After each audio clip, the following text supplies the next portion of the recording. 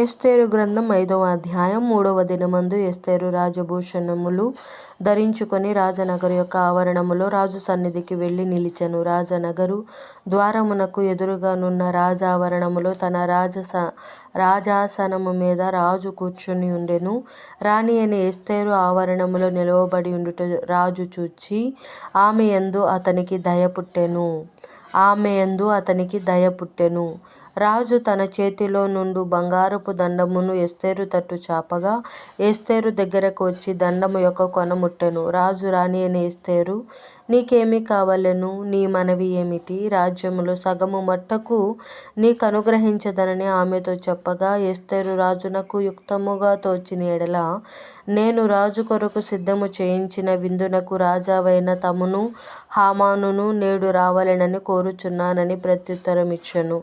ఎస్తేరు మాట ప్రకారముగా జరుగునట్లు హామాను చేయవలెనని త్వరపెట్టుమని రాజు సెలవీయగా రాజును హామానును ఎస్తేరు చేయించిన విందుకు వచ్చిరి. రాజు ద్రాక్షారసము విందుకు కూర్చుండి ఎస్తేరును చూచి, నీ కోరిక ఏమిటి?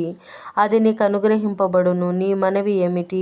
అది రాజ్యములో సగము మట్టుకైనను చేయబడునని చెప్పగా, ఎస్తేరు ఇలాగు ప్రత్యుత్తరమిచ్చెను. రాజావైన తమ దృష్టికి నా ఎడల దయ కలిగి నా మనవి చొప్పునను నా కోరిక చొప్పునను జరిగించుట రాజావైన తమకు అనుకూలమైతే రాజావైన తామును హామానును మీ నిమిత్తము నేను చేయింపబోవు విందునకు రావలెను. రాజావైన తాము చెప్పినట్లు రేపటి దినమున నేను చేయుదును. ఇదే నా మనవియు నా కోరికయు ననెను. ఆ దినమందు హామాను సంతోషించి మనోల్లాసము గలవాడై బయలువెళ్ళి రాజు గుమ్మమున నుండు మొర్దెకై తన్ను చూచియు అతడు లేచి నిలువకయు కదలకయు ఉన్నందున మొర్దెకై మీద బహుగా కోపగించెను. అయితే హామాను కోపము అణుచుకొని తన ఇంటికి పోయి తన స్నేహితులను తన భార్య అయిన జెరెషును పిలిపించి తనకు కలిగిన గొప్ప ఐశ్వర్యమును గూర్చియు చాలామంది పిల్లలు తనకుండుటను గూర్చియు రాజు తన్ను ఘనపరచి రాజు క్రింద నుండు అధిపతుల మీదను సేవకుల మీదను తన్ను ఎలాగున పెద్దగా చేసెనో దానిని గూర్చి వారితో మాటలాడెను.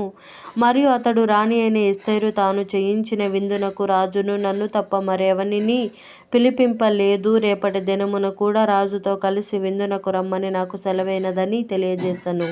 అయితే యూదుడైన మొర్దెకై రాజు గుమ్మమున కూర్చుని యుండుట నేను చూచునంత కాలము ఆ పదవి అంతటి వలన నాకు ప్రయోజనమేమియూ లేదని అతడు చెప్పగా, అతని భార్య అయిన జెరెషును అతని స్నేహితులందరూ 50 మూరల ఎత్తుగల ఒక ఉరికొయ్య చేయించుము. దాని మీద మొర్దెకై ఉరి తీయింపబడునట్లు రేపు నీవు రాజుతో మనవి చేయుము. తరువాత నీవు సంతోషముగా రాజుతో కూడా విందునకు పోదువు అని అతనితో చెప్పిరి. ఈ సంగతి హామానునకు యుక్తముగా కనబడినందున అతడు ఉరికొయ్య ఒకటి సిద్ధము చేయించెను. దేవుడి పరిశుద్ధ వాక్యం మన కింద భద్రపరిచి దించునుగాక. ఆమేన్.